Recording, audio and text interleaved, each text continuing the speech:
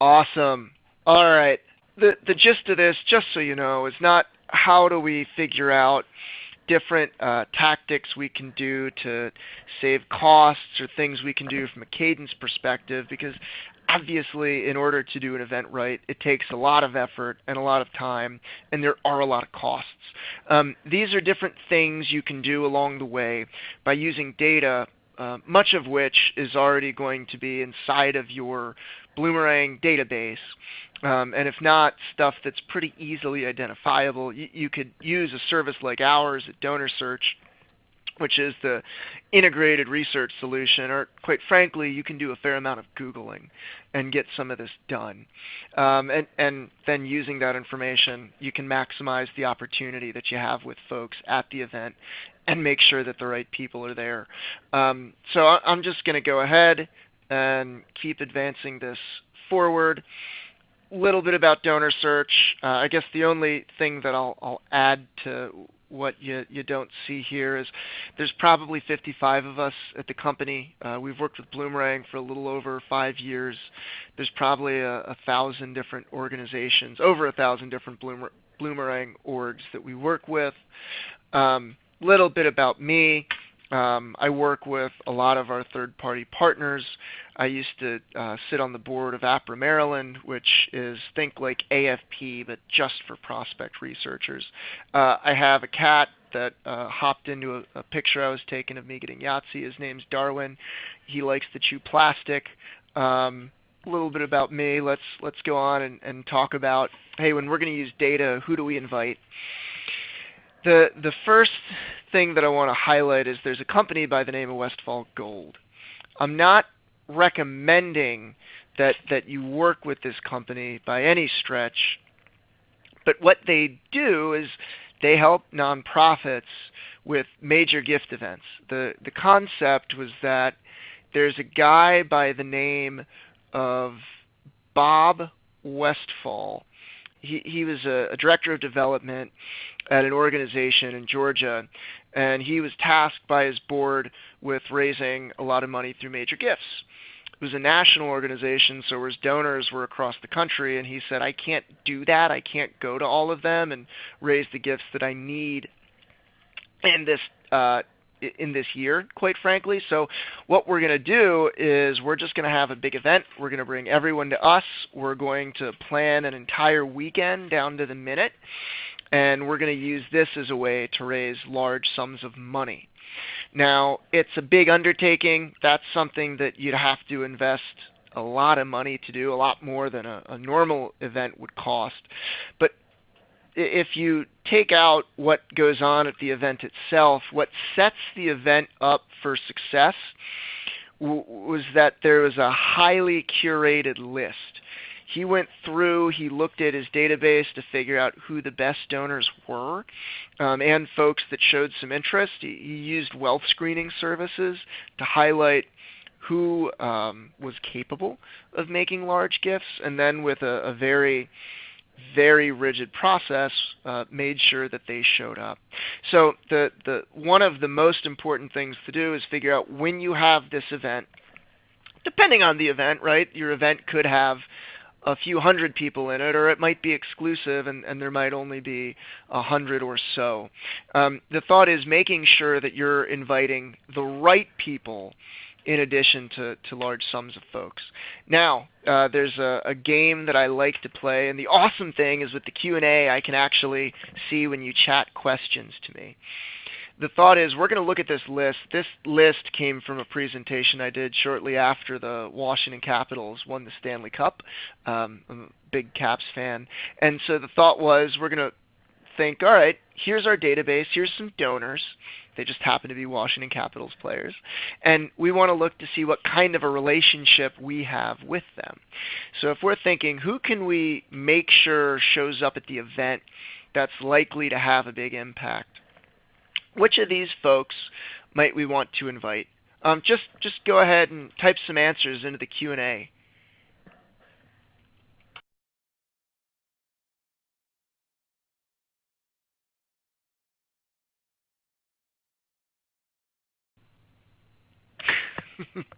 So I see a few different options. The first person that made a comment was Verana.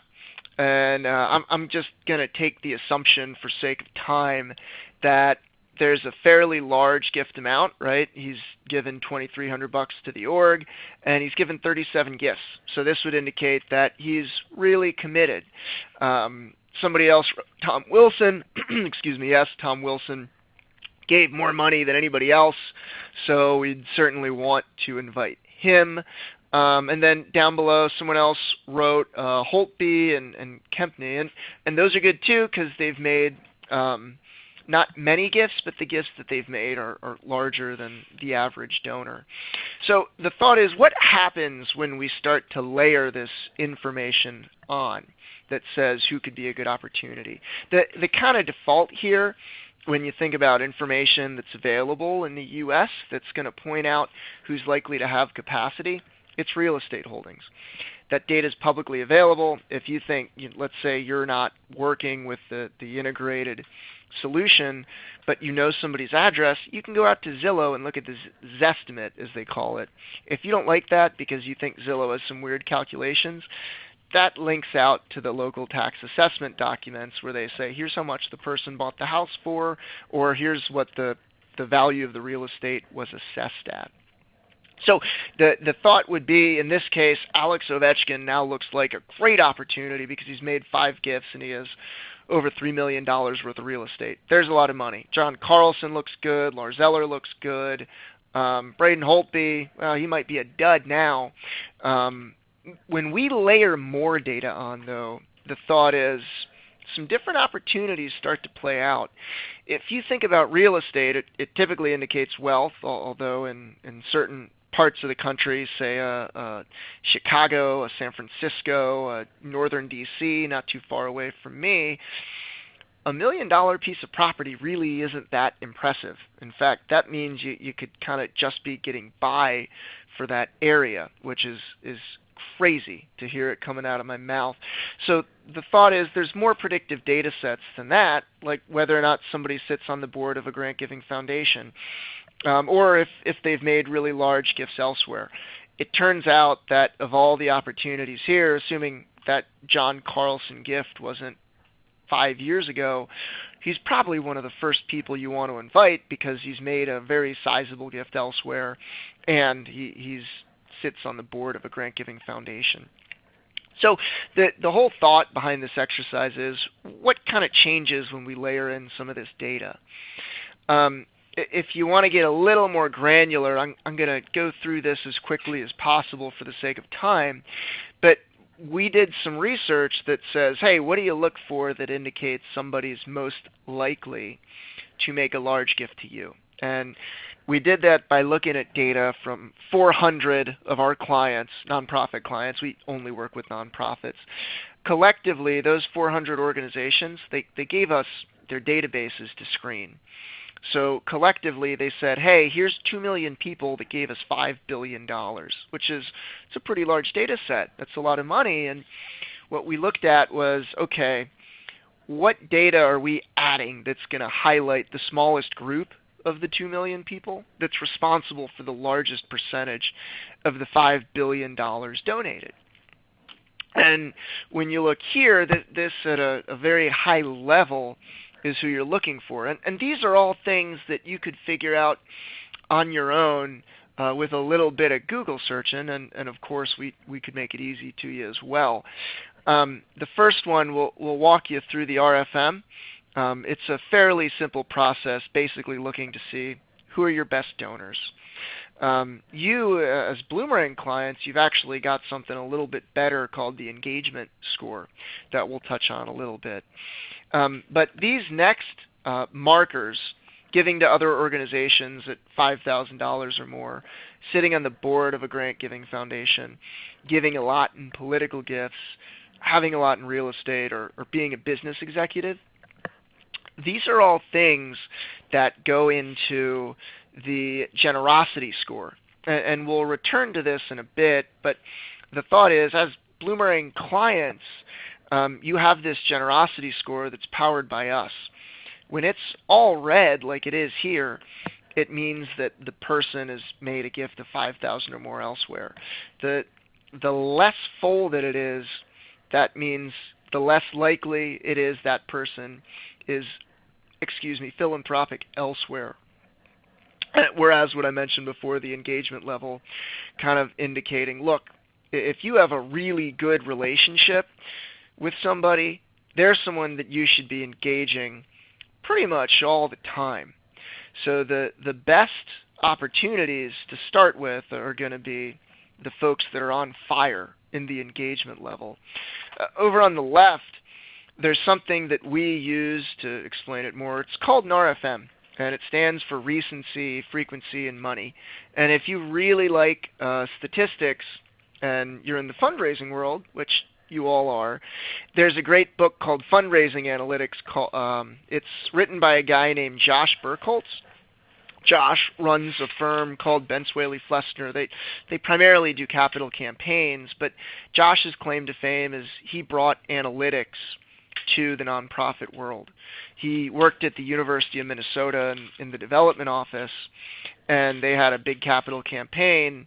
He's a math whiz. He did some regression analysis, and he figured out the best donors. Typically, they're in their 60s, they're married, they graduated from the School of Engineering or the School of Business. So he built this model, and they were wildly successful, and that's what propelled him to go off and be a consultant and write this book. There's an entire chapter on the RFM.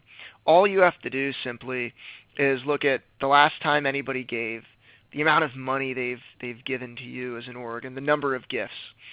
And then with a really simple formula in Excel, you can give everyone a percentile score for each of those variables, where everyone gets somewhere between 0 and 100.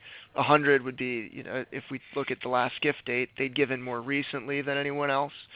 And a 0 would mean they'd never given to you before. You end up with these three different scores, and you just add it up, 0 to 300. The higher the better.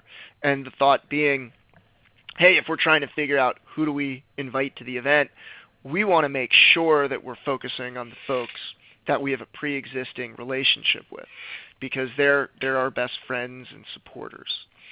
The next group of folks that you'd want to focus on is people that have given large gifts elsewhere. As a company, we aggregate donor recognition documents. Think playbills, think annual reports, anything that lists people giving at different ranges or levels. And so when we look somebody up, we check against nearly a little over 200 million gift records. And the thought is we're able to say, hey, this person's given a gift of $100,000 or more somewhere else, or $10,000 or more somewhere else. As you can see, for the most part, the larger the gift they made elsewhere, the more predictive it is. If you're not working with a firm like us and there's somebody that has a high RFM score that you want to say, hey, is it really worth me inviting them? You can type in their name and the word annual report, and you'd be able to find annual reports that list them in all likelihood. The next group of folks are people that sit on the board of a grant-giving foundation. You can look this data up through GuideStar if you're not working with us, or you can type in their name and foundation. What we're looking at here is a pretty cool breakout of data showing why that's a good group of people to focus on. So in a different study that we did, we looked at hair over 680,000 individuals. Of that 680,000 people, a little over 14,000 sat on the board of grant-giving foundations, which we're talking around 2%. If you go below, though, and we say, hey, what's the average lifetime giver? What's the average amount of money somebody's given in their lifetime to an organization? If we look at everyone in that study, it was $315. If we just isolate the folks that sat on the board of a grant-giving foundation, they gave roughly $1,000 more. It's $1,306. The thing that really brings it home down at the bottom is the average constituent in a database, for every dollar they gave, somebody that sat on the board of a grant giving foundation was giving over $4. So that's why you want to focus in on those people. And again, if you've got the luxury of knowing this data, that's going to be the right group of folks that you want to target for the invitation. Outside of that, the next group of constituents to pay attention to is going to be political donors. It's a hot topic. People are quite motivated right now to give for a variety of reasons. Politics is very polarized, so political giving is going up.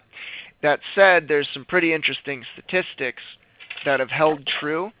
So think of yourselves. Think of anyone that you know. Has anyone that you know given a gift of $250 or more to a political candidate or a cause? If that's the case, they've done something that 94% of the U.S. hasn't done. If you think about a single $1,000 gift, again, a political gift, that's something that 99.9% of the country hasn't done. Really starts to put you in an exclusive group. And as you can see from the chart above, folks that are giving in general, it very quickly highlights the small percentage of folks responsible for making the majority of the dollars donated in our analysis. One of the last classic markers to look at for who should we invite to this event, that's going to be people with a lot of real estate. And again, this one's easy, right? You go to Zillow, you go to the tax assessment office. What's fascinating, though, is that for the most part, until somebody's got $2 million or more in real estate, it's not that wildly predictive of a marker across the board. So yeah, it's a good indicator that these folks are wealthy, but statistically speaking, it's not a huge predictor of who's going to give in most cases. The last predictor, which this rolls really well into what we're going to cover shortly, is whether or not somebody is an SEC insider or if they're an executive of a business or the owner of a business. And it actually fluctuates a little bit, which makes sense. If somebody's the executive or the owner of a larger business, say a business where there's $5 million or more in revenue, they're a better opportunity than somebody that's an executive or an owner of a business that has between $1 to $5 million in revenue. And to kind of explain what we're looking at here, if we take SEC Insider as an example, so SEC Insiders represented 2% of those 2 million donors, but that 2% was responsible for over 15% of the $5 billion donated. So if you find out that someone in your database is an SEC Insider, they're a really good opportunity for you. And again, you can figure that out for free if you go to sec.gov and there's a people search. You can type in people's names. On the business side, there's a lot of different ways you can do that, but a really easy way to poke that out is through LinkedIn. If you've got somebody's LinkedIn connection, there's another site that we have access to and you can use to some degree for free called Open Corporates, and that will give you insight into ownership. It won't necessarily tell you the size of the company, but if you're a more local organization, you'll probably have a sense of who the larger companies in town are. So if we go back a little bit and we talk about, well, how can we use the data that's in Bloomerang? So we've got the engagement level and the generosity score. Again, that's something that you as Bloomerang clients, you all have access to that, and it's very easy. You should start by making sure you're reaching out to everybody that has an engagement bar fully filled up, and probably even 3 out of the 5 are filled up. They're worth reviewing. If it's a really large list, then you might want to cut it down. At the same time, you also want to look at folks that have 4 or 5 of the blocks filled out for the generosity, because everything that I just walked you through, that's going to automatically cause them to show up on fire from a generosity perspective. That said, if we look a little bit bigger or a little bit more in depth, some folks purchase batch screenings where there's essentially a mass review against all of our data sets so that you can figure out a little bit more about, hey, who are these good opportunities? What's the single largest gift we can find them making? That kind of a thing. One of the things that you'd see there is has business affiliation. So those markers that I just walked you through, those are the kind of classic markers you focus on to figure out who's likely to be philanthropic. And you saw that businesses, those weren't really the highlight. In fact, those are the least predictive markers.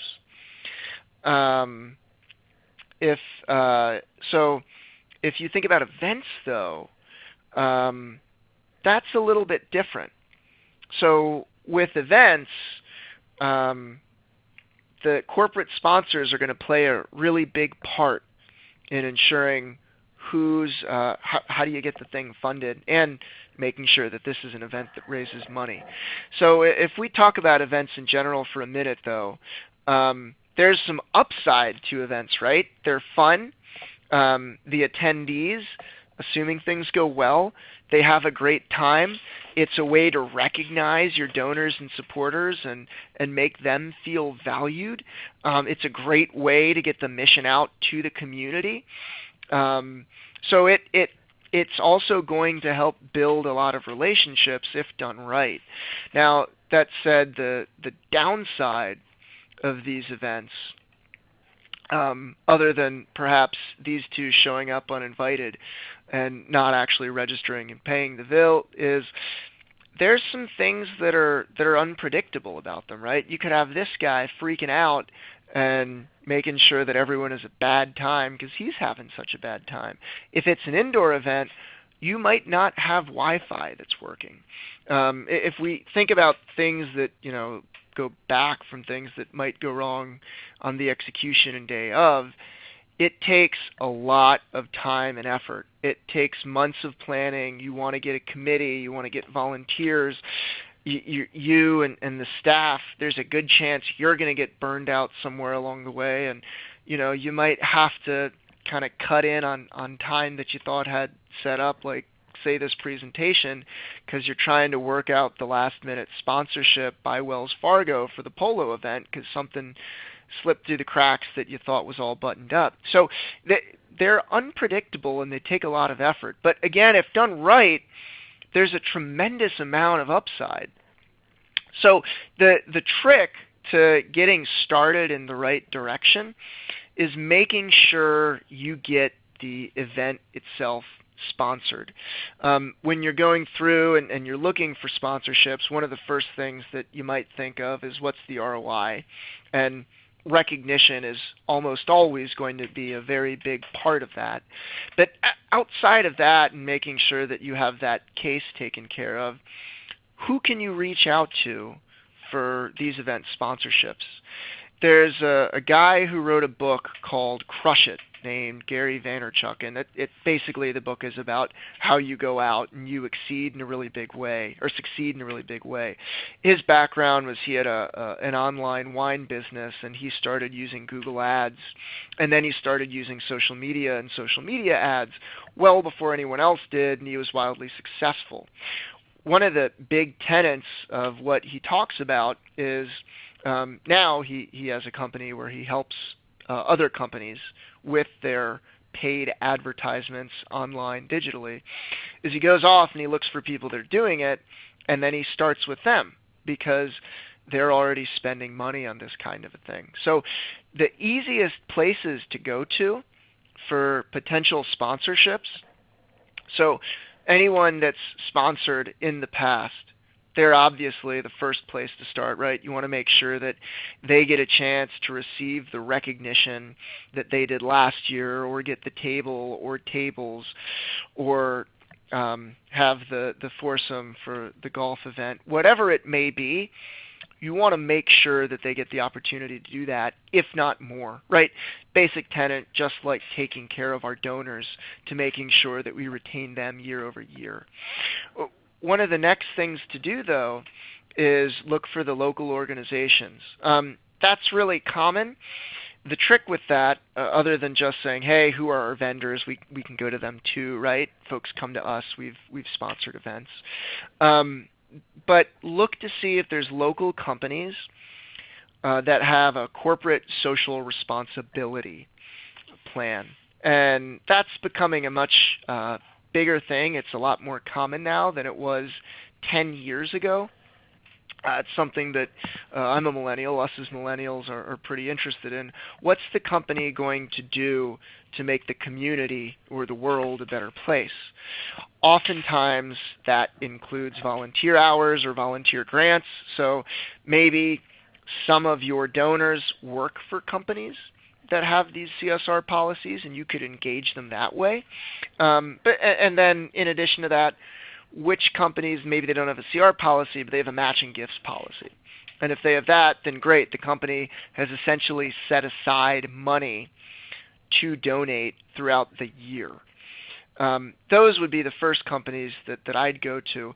Now, if you have the luxury of using a service like ours, or if you want to manually spend the time looking up LinkedIn profiles of folks that are engaged, the easiest and the best way to get folks to sponsor your event is looking for donors and stakeholders that you have a relationship with that have companies.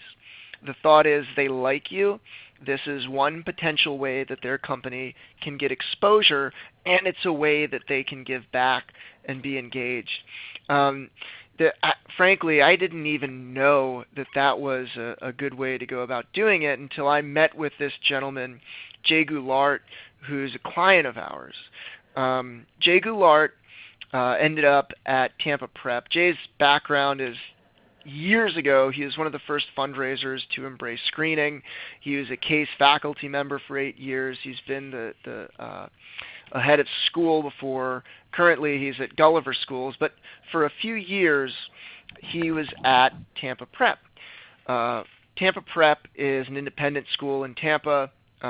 It's for students grades 6 through 12, and there's a pretty high cost if you want your kid to go there. That said, the fundraising program really fell off the year before he got there. They barely raised over $500,000. He was tasked, and to give you context, they were raising millions and millions of dollars years before. When he got there, he was able to return them to the kind of previous dollar amounts of contributed revenue where they were before. They got to over $3 million the first year that he got back. For their golf outing alone, he was able to raise over $500,000 in corporate sponsorships. And the way he went about that was he screened his database. So again, if you're not doing that, simply you're going through the engagement score and you're trying to find folks' LinkedIn profiles and figure out, okay, who are the top, in his case it was 200 or 250 individuals that were executives of the larger companies. And one of the staff member went through and called, and by calling those, which is a large undertaking, right, at an event, it's a big amount of effort. This is a way to kick it off and get it started right.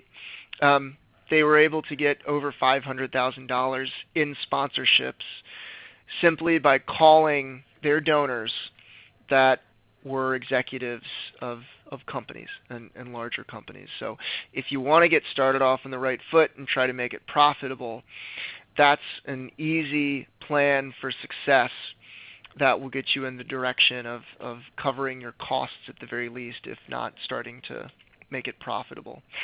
After that, though, since we've got this data that shows who's engaged and who appears to be a good opportunity, how do we go off and invite the right people? So this formula is taken in part from the Westfall formula, where they have to be very specific about who they're going to invite, because they need to have the right people in the room for the asks when they do their asks. So the thought is you start off with handwritten invitations associated with the standard invitation that you might send. So send folks a nicer invitation that you really want to be there. Let them know of the cost. Give them the opportunity to RSVP. If you can, what you want to do is you want to have a volunteer or somebody that knows them reach out. So part of the process, once you've identified who you think is good, get the list of folks in front of your board and any committees that are involved in this process. The more people's peers are involved in bringing them on to this, the more likely they are to want to join and be a part of it. Now, after you've done that, can you have your friends invite them via phone? Get them 2 or 3 calls. If they're not able to get a hold of them, you leave message, you move on. You're able to, as an organization, you can start sending drip emails, and then towards the end, somebody from the org, perhaps you, might want to personally reach out with a phone call as the last-ditch effort to try and get them in the room. Now that you've got folks that are committed, one of the most important parts of the event, at some point, and perhaps ideally multiple points throughout the event, there will be asks. There will be asks in a variety of ways. If you're doing an auction, part of the auction is, frankly, people giving money in excess of the amount. Maybe there's different raffles. You're going to have people come up and talk about the great work or how they've been involved. And ideally, if you're going to have somebody talk about how they've been involved in the great work, one of the really nice things to do is have them say, and that's why tonight I'm going to give a gift of $10,000 or $50,000 to this organization. So the thought is, once folks have self-identified as coming to the event, right? They've RSVP'd, they've signed up, you should already have a sense of who some of the better opportunities are. Those folks are ones that you want to engage them, right? It's essentially the classic relationship building process. Ask why they're coming to the event and if they're familiar with the organization and what they like about it. And after you listen a lot, you highlight that hey, here's what we're doing as an organization that's right in line or right in lockstep with what you want to accomplish as a philanthropist or a social activist. And then highlight what your goals are for the event. What is it that you want to do? Is there a certain amount of money that you're trying to raise? Is there some kind of awareness that you want to bring about? If it's awareness, maybe you're not focused on the very large gift. Maybe there's something else this person can do to help you with awareness. But if there's a good opportunity there, you believe they could help financially, if you can get them to commit to a larger gift that can either be announced at the event or during some interactive speech where you're soliciting donations, they stand up and they say that they're going to make a larger gift. It's a basic tenet that's going to get other folks to want to give more. As humans and part of the herd mentality, when we see others doing something, we want to do it too, especially if it's a community leader or somebody we hold in high regard. Now, that said, you're only going to be able to do that with a small group of people, right? Because you only have so much time to engage those folks.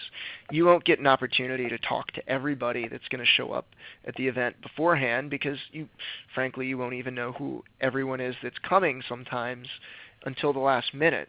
But for those other folks, for the time that you have, you really want to figure out who's going to be there. Who's going to be there that again, you think there's some decent capacity or opportunity there. Can you poke around their Facebook and learn a little bit more about them? Can you figure out, again, what they're interested in, what their hobbies are in? So you can schmooze them a bit. But looking through, if you know people are in similar professions, it would be good to introduce them to one another. Or if, conversely, there's some people that should be kept apart. Now, the researching known attendees, that's not all using services like ours or Google. That's also talking to staff and volunteers and other stakeholders, anyone with institutional knowledge. Let's say you're trying to figure out the table arrangements, right? You've got two tables right next to each other. Well, what if there's one couple and one of those people used to be married to somebody at the neighboring table? Well, we want to avoid that if we can, but at the very least, we want to make sure that they're spaced in such a way so that they're not sitting somewhat adjacent. Again, it's important not just to use the kinds of data that we can provide and you can Google, but also let's talk to folks that are likely to know these attendees and make sure we're setting them up for the best possible experience. Because if the experience is going well, they're far more likely to give when called upon. Whereas if they're sitting next to their ex and maybe they don't get along so well, they're a lot less likely to be in a generous mood when it comes time for you to engage them that way. One of the last things to do is after the fact, once the event's done, there's going to be new people, some surprise hidden gems, that you weren't engaged with before. The thought is anytime you've met somebody in person, the window of time to capitalize on that opportunity, it starts to shrink pretty quickly. So the thought is, if there's some folks that gave gifts and had never given before that showed up, those are going to be the first ones that you want to follow up with. Or if anyone talked and to you or other staff members and they expressed interest, again, those are the folks to follow up with. If you've got the opportunity to go out and let's say use a service like ours and click a button and see how much and where else they gave and all that, that's ideal. If not, again, talking to your peers, kind of peer screening, going through LinkedIn, looking up their house on Zillow, those are all easy ways to figure out, yeah, is this person worth a lot of time?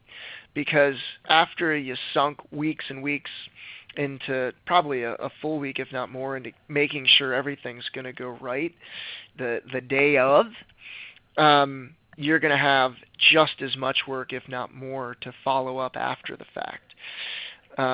So let's go ahead. For the sake of time, we're going to walk through a recap.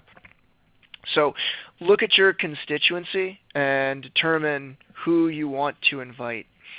And again, you're using Bloomerang. That's going to be looking at the engagement scores and the generosity scores. If you've got folks that have 4 or 5 of those blocks filled in for both, they're absolutely people that you should invite. And along the next bullet, see if you can put their names out in front of friends of the organization to see if they can be involved in the invitation process. From there, figure out which of your donors are affiliated with companies, ideally larger companies, but in general companies are in town, because you're trading off those relationships and you could get them some exposure and get them a little bit of positive press because they're out sponsoring organizations that do good in the community like yours. And again, they're going to be most receptive because those people are already donors. They already have a good relationship with you. In advance of the event, use a targeted group of people to engage they're going to show up, and see if you can get them to commit to larger gifts in advance of the event. Either that's something where they'll have it kind of planned out, or they might just self-identify during the event and say, I'd like to give X dollars. The follow-up there is, now that we're ready to have the event and we've got the logistics set, make sure you know who's where and where they're going to be as the event moves on to the degree you can. So you ensure that they have a good time and you get the opportunity to connect them or keep them away from folks as necessary. And then lastly, try to pay attention to who attended. Spend the extra few hours looking through the folks that you meaningfully engaged. figure out which ones are worth the follow-up thank you call. For the sake of time, I think we kind of hit right on the nose at 3, despite the late start. So I want to thank you very much for your time. I also want to identify there's a picture of a guy here by the name of Mike Bronson. Mike works directly with our Bloomerang clients. If you're interested in our services, there are folks like Chris that you can talk to. But if you have more granular questions about DonorSearch, Mike's a great guy. So if you have questions, reach out. Want to thank everybody for the time and for bearing with us as we got going through a few hurdles. And Chris and company, thanks again for hosting us. Thank you so much for tuning in today, and we look forward to seeing you at future Academy events. Thanks.